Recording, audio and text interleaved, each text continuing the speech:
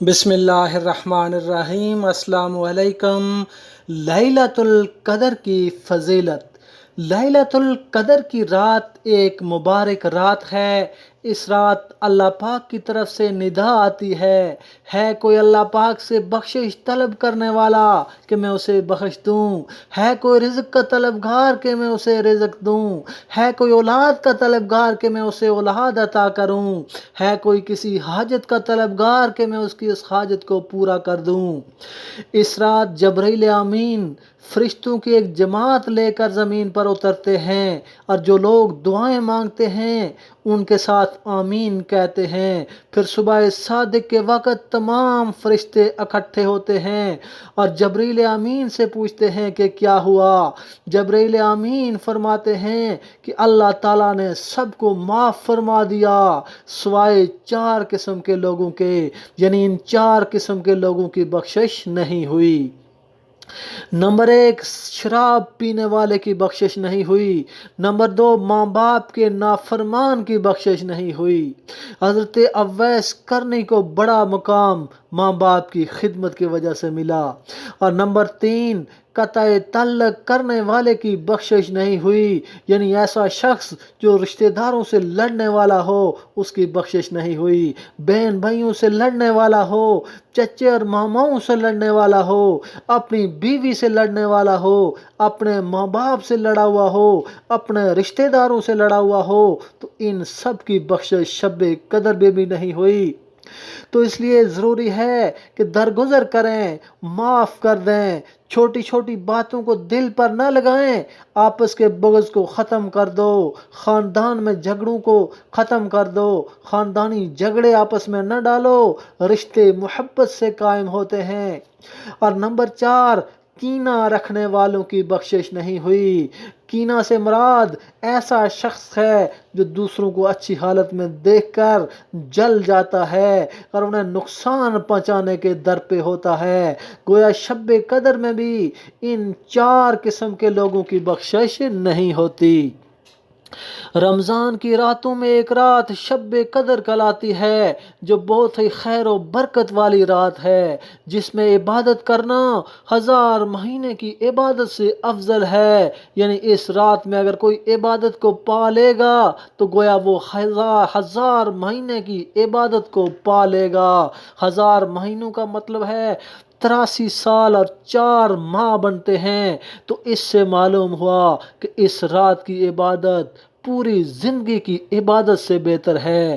نبی پاک صلی اللہ علیہ وسلم کی احادیث مبارکہ سے پتہ چلتا ہے کہ یہ رات رمضان کی آخری عشرہ میں ہوتی ہے۔ اس عشرے کا ایک لمحہ بھی ضائع نہیں کرنا چاہیے۔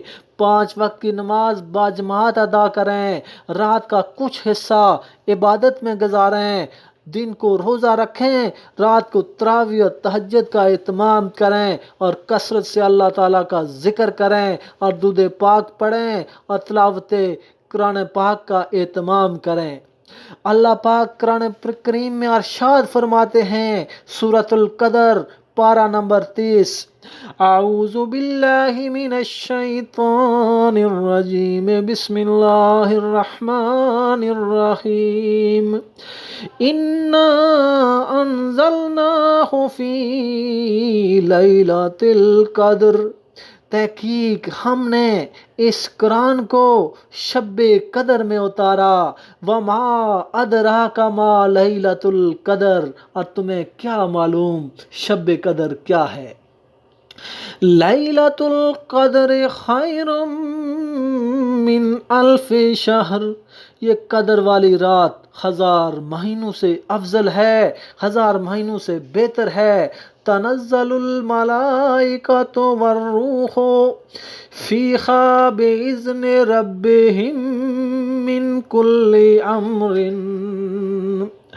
اس رات فرشتے اور روح الامین زمین پر اترتے ہیں۔ یہ اپنے پروردگار کے حکم سے ہر امر خیر کو لے کر فرشتے اور روح الامین زمین کی طرف اترتے ہیں۔ فیہا بِإِذْنِ رَبِّهِم مِّن کُلِّ أَمْرٍ سَلَامٌ ہِیَ حَتَّى مَطْلَعِ الْفَجْرِ، اور یہ خیر و برکت فجر کے طلوع ہونے تک رہتی ہے۔ یہ ایسی رات ہے جس میں لیلۃ القدر، یہ ایسی رات ہے جس میں تقدیر کے فیصلے کیے جاتے ہیں۔ اسی رات ہر حکمت والے کام کا فیصلہ کیا جاتا ہے۔ مفسرین کی رائے یہ ہے کہ یہ رات رمضان المبارک کے آخری عشرے کی طاق راتوں یعنی 21، 23، 25، 27 اور 29 میں سے کسی ایک میں سے ہے، اور زیادہ قوی گمان 27ویں شب کا ہے۔ علماء کا شب قدر کے تعین کے بارے میں اختلاف ہے، لیکن اکثریت کی رائے یہ ہے کہ لیلۃ القدر کی رات 27ویں شب ہے۔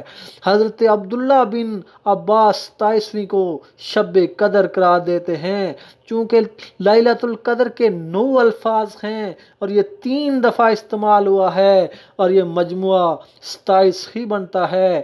سورۃ القدر کے 30 الفاظ ہیں جن کے ذریعے شب قدر کے بارے میں بتایا گیا ہے، لیکن اس صورت میں جس لفظ کے ساتھ اس رات کی طرف اشارہ کیا گیا ہے، یہ لفظ اس صورت کا 27واں لفظ ہے۔ حضرت عائشہ صدیقہ رضی اللہ تعالی عنہا سے مروی ہے کہ میں نے نبی پاک صلی اللہ علیہ وآلہ وسلم سے عرض کیا کہ شب قدر کا کیا وظیفہ ہونا چاہیے، تو آپ صلی اللہ علیہ وسلم نے ان الفاظ کی تلقین کی: اللہم انکا عفو تحب العفو فاعف عنی، اے اللہ تو معاف کرنے والا ہے اور معافی کو پسند کرنے والا ہے، پس مجھے بھی معاف کر دے۔ معزز خواتین و حضرات، اس ویڈیو کو لائک کریں، اپنے دوست احباب میں ثواب کی نیت سے شیئر کریں، اور ہمارے چینل نمل ٹی وی کو سبسکرائب کریں۔ اللہ پاک دین کو سمجھنے اور اس پر عمل کرنے کی توفیق عطا فرمائے۔ وَمَا عَلَيْنَا إِلَّا الْبَلَاغُ الْمُبِينُ۔